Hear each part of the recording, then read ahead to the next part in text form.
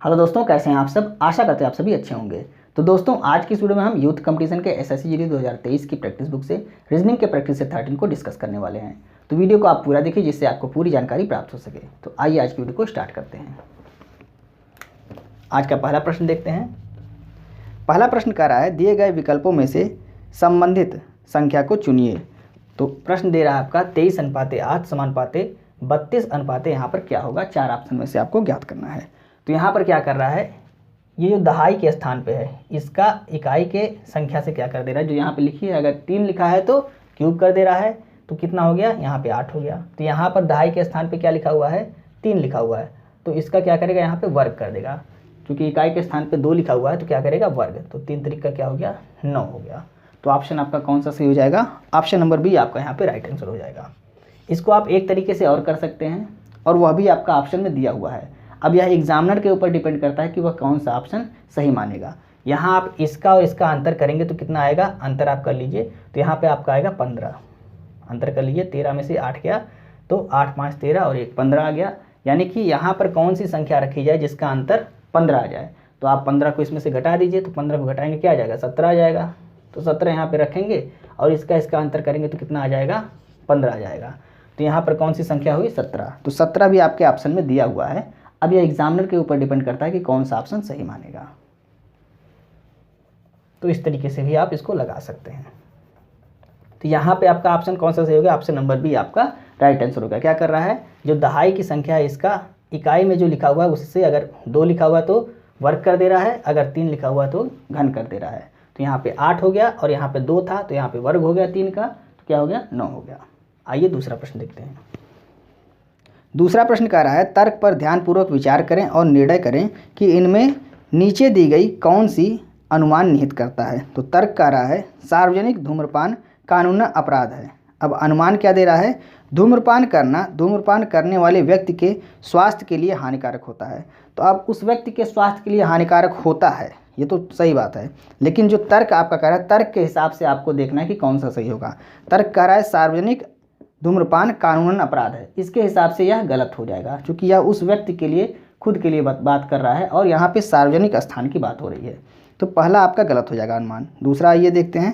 दूसरा कह रहा है, धूम्रपान सार्वजनिक स्थलों पर अन्य लोगों के स्वास्थ्य के लिए भी हानिकारक हो सकता है। तो यही आपका राइट आंसर होगा क्योंकि वह सार्वजनिक स्थल पर, आपके तर्क में क्या कहा है, सार्वजनिक धूम्रपान कानूनन अपराध है। क्यों अपराध है, क्योंकि अन्य लोगों को भी नुकसान पहुँचा सकता है। तो यहाँ पर आपका कौन सा ऑप्शन सही हो जाएगा, केवल अनुमान 2 निहित है। ऑप्शन नंबर सी आपका यहाँ पे राइट आंसर हो जाएगा। आइए तीसरा प्रश्न देखते हैं। तीसरा प्रश्न कह रहा है, वह उत्तर चित्र बताएं जिनमें से प्रश्न चित्रों में दिए गए अंश काटे गए हैं। तो यहाँ पे आपको प्रश्न में यह सारी आकृतियां बनाई गई हैं। अब यह सारी आकृतियां चारों ऑप्शन में से किस में मिलेंगी, यही आपको ज्ञात करना है। तो यहाँ पर देख लीजिए आपका, तो आपको अगर ध्यान से देखिए तो यहाँ पे डी वाला ऑप्शन है जिसमें आपको ये सारी आकृतियां मिल जाएंगी, बाकी किसी में ये सारी आकृति नहीं मिलेगी।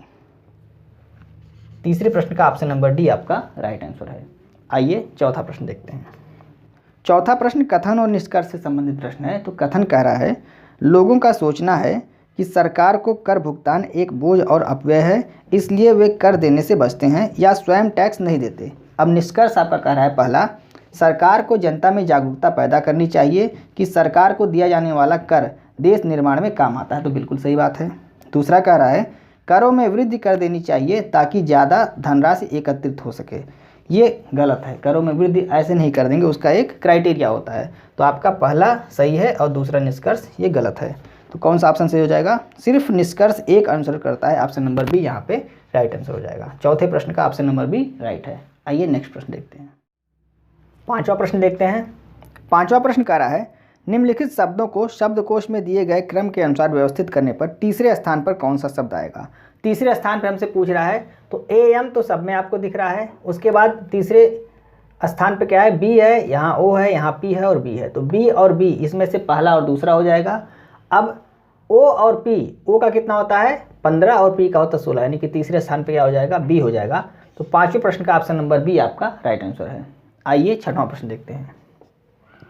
छठवां प्रश्न कह रहा है यदि P का अर्थ भागा, Q का अर्थ गुणा और R का अर्थ धन हो तो इस समीकरण का मान आपको ज्ञात करना है। P का अर्थ भागा, Q का अर्थ गुणा और R का अर्थ अगर धन हो तो इस समीकरण का मान ज्ञात करना है। तो यहाँ देखिए पहले इसमें भाग दे 4 से, तो 3 बार में जाएगा, 4 3 12, यहाँ है 18 गुणे 3 और ये है प्लस 5, तो 18 3 54 प्लस में 5 बराबर कितना हो गया 59। आंसर आपका क्या हो गया? ऑप्शन नंबर ए आपका राइट आंसर है। आइए 7वां प्रश्न देखते हैं। 7वां प्रश्न कह रहा है दिए हुए विकल्पों में से उस शब्द को चुनिए जो दिए गए शब्द के अक्षरों का प्रयोग करके नहीं बनाया जा सकता। तो 4 ऑप्शन आपको दिए गए, इसमें से आपको देखना है कि कौन सा शब्द गलत है जो इसमें दिए गए अक्षरों से नहीं बनाया जा सकता। तो पहला देख लीजिए, पहला है PANIC, PANICA तो बनाया जा सकता है। दूसरा COME, COME ये भी बनाया जा सकता है। तीसरा है COMB, COMB, B तो यहाँ पे है ही नहीं, यानी कि तीसरा आपका राइट आंसर हो गया। COMB ये नहीं बनाया जा सकता क्योंकि B अल्फ़ाबेट इसमें नहीं है। आइए 8वां प्रश्न देखते हैं। 8वां प्रश्न कह रहा है दिए गए विकल्पों में से लुप्त संख्या ज्ञात करना है। तो यहाँ है 156 12 और नीचे है 15, यहाँ है 323 17 और 21, 525 25 और यहाँ पे आपको ज्ञात करना है कि कौन सी संख्या आएगी। 4 ऑप्शन आपके दिए गए हैं। तो यहाँ पे क्या कर रहा है, सबसे पहले कर रहा है 12 और 15 इसका गुणा कर रहा है, यानी कि 12 गुणे 15 कितना हो गया, तो 12 पंचे 60 और 12 एकम 12 और 6 18 180 हो गया। अब क्या कर रहा है, अब इसका इसमें 2 से गुणा करके इसमें से घटा दे रहा है, यानी कि 12 दूनी 24, 24 को इसमें से क्या कर रहा है घटा दे रहा है। तो जब 24 को आप इसमें 180 में से घटाएंगे तो कितना आ जाएगा 156 आ जाएगा। अब यहाँ पर भी वही सेम प्रोसेस करना है, 17 गुणे 21 कितना हो जाएगा, 17 एकम 17 और 17 दूनी 34 और 1 35, यानी कि 357 आ गया। 357 में से आपको क्या घटाना है, 17 दूनी 34 यहाँ पे आपको माइनस कर देना है। जब माइनस करेंगे तो आपका कितना आ जाएगा 323 आ जाएगा। सेम प्रोसेस यहाँ पर भी करना है, इसका और इसका गुणा करना है, यानी यहाँ पर क्या लिखेंगे आप 25 गुणे और यहाँ पे हम मान लेते हैं x है, x और माइनस इसका दुगना इसमें से घटाना है, यानी कि 25 और गुणे 2 बराबर कितना हो जाएगा 525 हो जाएगा। अब यहाँ पे आप इसको इधर ले जाके ऐड कर, चूँकि माइनस है तो यहाँ पे बराबर के इधर जब जाएगा तो क्या हो जाएगा प्लस हो जाएगा। तो यहाँ पे जब ऐड करेंगे 25 दूनी 50 और यहाँ पे पहले से कितना है 525, तो कितना हो गया 575। तो 25x बराबर कितना हो गया 575, 25 से काट दीजिए, 25 दूनी 50 और 25 तियाँ 75, यानी x बराबर कितना आ गया 23। तो यहाँ पर कौन सी संख्या होगी 23 होगी। ऑप्शन नंबर सी आपका राइट आंसर हो गया, यानी यहाँ पे 23 आ जाएगा और सी ऑप्शन आपका 8वें प्रश्न का राइट हो गया। आइए नेक्स्ट प्रश्न देखते हैं। 9वां प्रश्न देखते हैं। 9वां प्रश्न कह रहा है निम्नलिखित आरेख में आयत पुरुषों को, वृत्त शहरी लोगों को और वर्ग शिक्षित को दर्शाता है। तो आयत पुरुषों को, ये पुरुष को दर्शाता है, वृत्त शहरी लोगों को और जो वर्ग है ये किसको दर्शाता है शिक्षित को दर्शाता है। ये आपके शिक्षित हो गए। प्रश्न आपसे कह रहा है कौन सा क्षेत्र शिक्षित शहरी पुरुषों को दर्शाता है। शिक्षित शहरी और पुरुषों यानी कि तीनों जिसमें होंगे वही आपका राइट आंसर होगा। तो शिक्षित शहरी पुरुषों को कौन दर्शाता है आप ध्यान से देख लीजिए।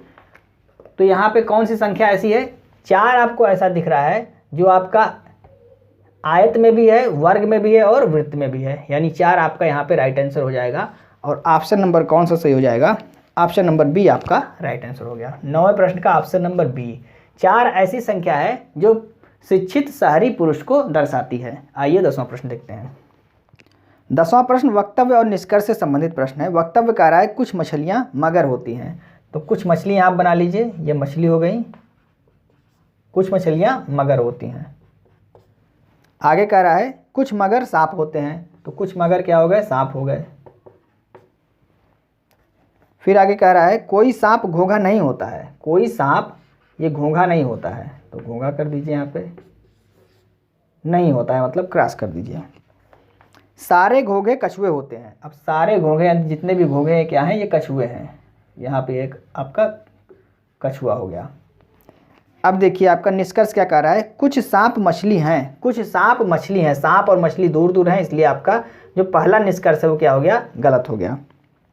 दूसरा क्या कह रहा है, कुछ मछली कछुए हैं। कुछ मछली कछुए हैं, कछुआ यहाँ पे है, मछली यहाँ पे है, मतलब कि दूसरा वाला निष्कर्ष भी आपका क्या हो गया, गलत हो गया। तो पहला और दूसरा दोनों निष्कर्ष गलत हो गया। तो ऑप्शन कौन सा सही हो जाएगा, निष्कर्ष 1 व 2 कोई भी नहीं निकलता है, यानी कि ऑप्शन नंबर सी आपका यहाँ पे राइट आंसर हो गया 10वें प्रश्न का। आइए 11वां प्रश्न देखते हैं। 11वां प्रश्न कह रहा है यदि नीले का अर्थ गुलाबी, गुलाबी का अर्थ हरा, हरे का अर्थ पीला, पीले का अर्थ लाल और लाल का अर्थ श्वेत है तो हल्दी का रंग क्या होगा। अब हल्दी का रंग नॉर्मली क्या होता है, पीला होता है। तो पीले को देख लीजिए क्या कह रहा है यहाँ पे, तो पीले का अर्थ लाल है, ऐसा कह रहा है प्रश्न में। तो हमारा आंसर क्या हो जाएगा, लाल। ऑप्शन नंबर बी 11वें प्रश्न का राइट हो जाएगा। इसमें इस तरह के प्रश्नों में आपको देख लेना कि लास्ट में क्या पूछ रहा है। तो लास्ट में पूछ रहा है कि हल्दी का रंग क्या होगा। तो हल्दी का वास्तविक रंग क्या होता है, पीला होता है, और पीले को यहाँ पर क्या कहा गया है, पीले का अर्थ लाल है। तो लाल हमारा राइट आंसर हो गया। ऑप्शन नंबर बी आपका राइट आंसर है। 12वां प्रश्न देखते हैं। 12वां प्रश्न दर्पण प्रतिबिंब से संबंधित प्रश्न है। तो यहाँ पे कह रहा है इसका दर्पण प्रतिबिंब क्या होगा। तो यहाँ दर्पण रखा हुआ है तो क्या बनेगा, इधर इस तरह से बन जाएगा, और ये जो त्रिभुज इधर है ये इस तरह से बन जाएगा, और वृत्त इस तरह से बन जाएगा। तो देख लीजिए किस ऑप्शन में आपका, तो ऑप्शन नंबर आपका कौन सा सही दिख रहा है, ऑप्शन नंबर डी आपका 12वें प्रश्न का राइट है, क्योंकि डी में ही यह आकृति मिल रही है। आइए नेक्स्ट प्रश्न देखते हैं। 13वां प्रश्न देखते हैं। 13वां प्रश्न कह रहा है पहले एक आयताकार कागज लिया गया, उसे बाएं से दाएं तरफ मोड़ा गया। यह एक आयताकार कागज है, इसे बाएं से दाएं, इधर आपका क्या है, इधर राइट है और इधर लेफ्ट है, तो बाएं से दाएं मोड़ा गया, यानी कि यह कागज को इस तरह से मोड़ा गया इधर से। अब क्या कह रहा है, फिर एक वृत्ताकार कागज काटा गया है। अब इस तरह से करने पर यह जो कागज है आयताकार वो इस तरह से हो गया। अब इसमें से कह रहा है एक वृत्ताकार कागज काटा गया है, तो वृत्ताकार कागज यहाँ से एक काट लिया, कहीं से भी आप काट सकते हैं, तो एक काटा गया है। अब कह रहा है इसे खोलने पर कैसा कागज दिखाई देगा। तो खोलने पर कैसा दिखाई देगा, तो इसको हमने इस तरफ से फोल्ड किया है, तो अब ओपन करेंगे इधर खोलेंगे, यानी कि यहाँ पर जब ये खुलेगा तो एक छेद यहाँ पर भी आपको दिख जाएगा। तो यही आकृति कहाँ पर दिख रही है, ऑप्शन नंबर सी में आपका दिख रहा है। अब आप कुछ लोग कहेंगे बी क्यों नहीं होगा, वहाँ पर भी 2 छेद दिख रहे हैं। तो बी को हम ऊपर नहीं खोलना है, हमको बाएं से दाएं हमने फोल्ड किया था, तो बाएं से दाएं हम तो अब दाएं से बाएं तो खोलेंगे, तो इधर ही हम खोलेंगे, यानी कि इस तरह की आकृति जो है वही आपका राइट आंसर हो गया। तो ऑप्शन नंबर सी आपका यहाँ पे राइट आंसर हो गया। 14वां प्रश्न देखते हैं।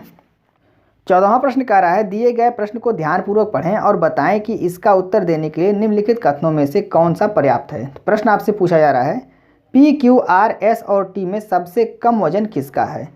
अब कथन कह रहा है पहला, क्यू का वजन पी और एस से कम है और एस का वजन टी से ज़्यादा है। अब यहाँ पर आपको कितने लोगों के बारे में जानकारी प्राप्त हो गई, क्यू, पी, एस और टी के बारे में जानकारी प्राप्त हो गई, लेकिन आर के बारे में अभी जानकारी नहीं प्राप्त हुई कि आर छोटा है या बड़ा होगा।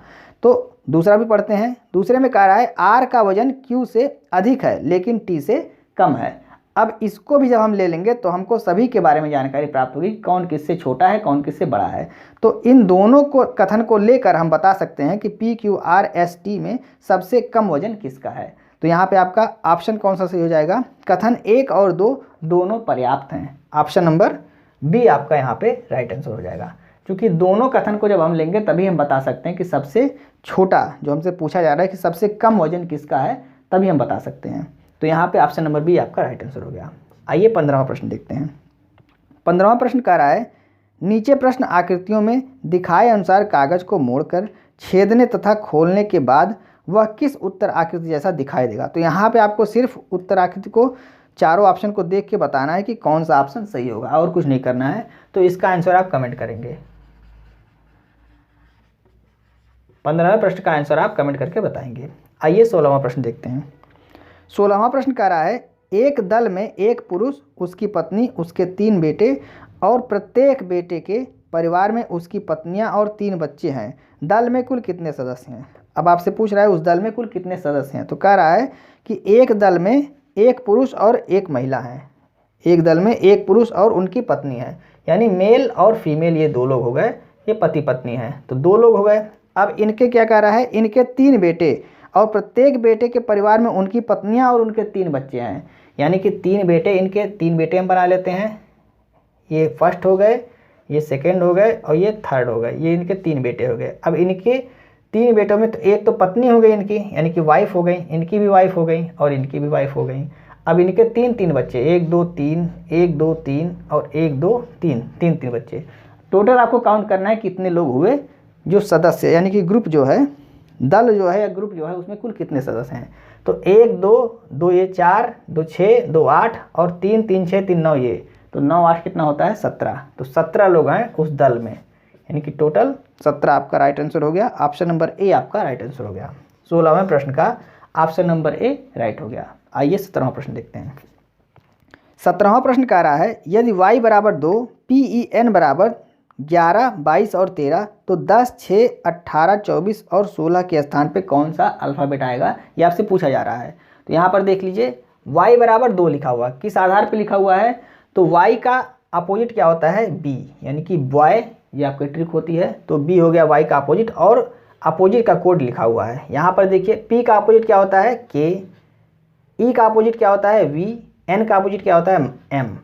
तो k का कोड क्या है, यहाँ पे लिखा हुआ है 11, v का कोड 22 और m का कोड 13। तो यहाँ पे आपको ये चीज़ दे दिया हुआ और आपसे पूछा जा रहा है कि यहाँ पर ये जो अल्फ़ाबेट हैं वो कौन से होंगे। तो सबसे पहले तो इनको आप देख लीजिए कि यहाँ कौन से अल्फ़ाबेट का कोड यह दिया हुआ है और उसका अपोजिट कर दीजिए, तो आपको ये चीज़ प्राप्त हो जाएगी। तो यहाँ देखिए 10 का किसका होता है 10, तो 10 जे का होता है, ये आपका एफ का होता है, ये आर का, एक्स का और ये पी का, ये आपको प्राप्त हो गया। अब इनका अपोजिट आपको देखना है, क्योंकि यहाँ पे क्या है अपोजिट है। तो यह जो कोड दिया हुआ है, यह कोड किसका दिया हुआ है, ये अपोजिट का कोड दिया हुआ है, लेकिन आपको ये वाली चीज़ प्राप्त करना है, यानी कि इसका आप अपोजिट कर दीजिए। अब तो जे का अपोजिट क्या होता है क्यू होता है, एफ का अपोजिट क्या होता है यू होता है, आर का अपोजिट आई होता है, एक्स का अपोजिट क्या होता है तो सी होता है, पी का अपोजिट के होता है, यानी क्यू यू आई सी के, क्यू यू आई सी के, क्यू यू आई सी के, ऑप्शन नंबर ए आपका राइट आंसर है। यहाँ आपको अपोजिट पता होना चाहिए, और जब हमने कोडिंग डिकोडिंग पढ़ाया हुआ है तो उसमें अपोजिट की ट्रिक हमने याद कराई है, आप जाके वीडियो को देख सकते हैं, या वीडियो का लिंक आपको इस वीडियो के डिस्क्रिप्शन में मिल जाएगा, आप वहाँ से भी वीडियो को वॉच कर सकते हैं। आइए नेक्स्ट वीडियो 18वां प्रश्न देखते हैं। 18वां प्रश्न कथन और निष्कर्ष से संबंधित प्रश्न है। तो कथन कह रहा है राजनेता केवल सुंदर लड़कियों से शादी करते हैं, एक्स सुंदर है। अब निष्कर्ष कह रहा है पहला एक्स राजनेता से शादी करेगी और दूसरा कह रहा है एक्स राजनेता से शादी नहीं करेगी। तो अब यहाँ पर देखिए दोनों कंडीशन आपको दे दिया, एक में कह रहा है करेगी शादी और एक में कह रहा है शादी नहीं करेगी। तो जब इस तरह का ऑप्शन आपको दे दिया जाए, निष्कर्ष दे दिया जाए, एक में कह रहा है शादी करेगी, एक में कह रहा है शादी नहीं करेगी, तो दोनों में से एक स्थिति तो होगी, या तो शादी कर लेगी या तो शादी नहीं करेगी। तो यहाँ पे आपका ऑप्शन कौन सा सही हो जाएगा, या तो निष्कर्ष 1 या तो निष्कर्ष 2 सही होगा। तो ऑप्शन नंबर सी यहाँ पे आपका राइट आंसर हो जाएगा, या तो 1 या तो 2 अनुसरण करता है। ऑप्शन नंबर सी राइट हो जाएगा। ये इंपॉर्टेंट प्रश्न है, इसको आप ध्यान रखिएगा। जब एक में ना हो और एक में हाँ हो, कोई भी स्थिति हो, तो वहाँ पे या तो का कंडीशन आता है, या तो 1 या तो 2 सही होगा। आइए 19वां प्रश्न देखते हैं। 19वां प्रश्न कह रहा है निम्नलिखित में से कौन सा विकल्प सही निरूपण करता है, पृथ्वी, आकाश गंगा और ब्रह्मांड।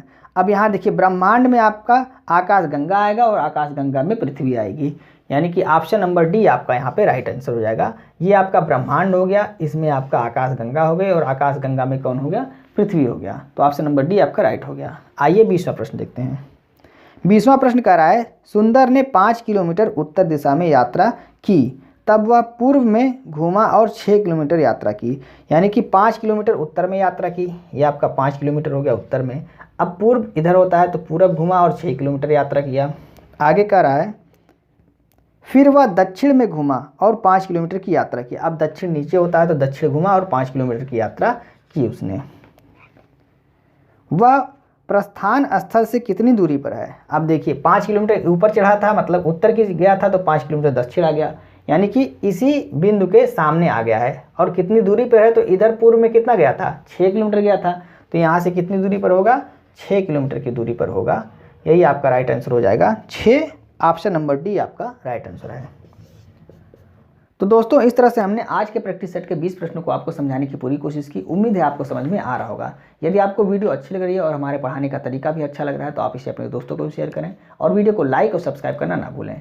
एसएससी जीडी का एग्जाम चल रहा है जिसमें कोडिंग डिकोडिंग से ज़्यादा प्रश्न आ रहे हैं, तो कोडिंग डिकोडिंग में आप कोड याद रखिएगा और जो अपोजिट का हमने बताया हुआ ट्रिक उसको भी आप याद करिएगा। जो ट्रिक है अपोजिट की, उसकी लिंक आपको इस वीडियो के डिस्क्रिप्शन में मिल जाएगी, आप वहाँ से वॉच कर सकते हैं। तो मिलते हैं नेक्स्ट वीडियो में। जय हिंद।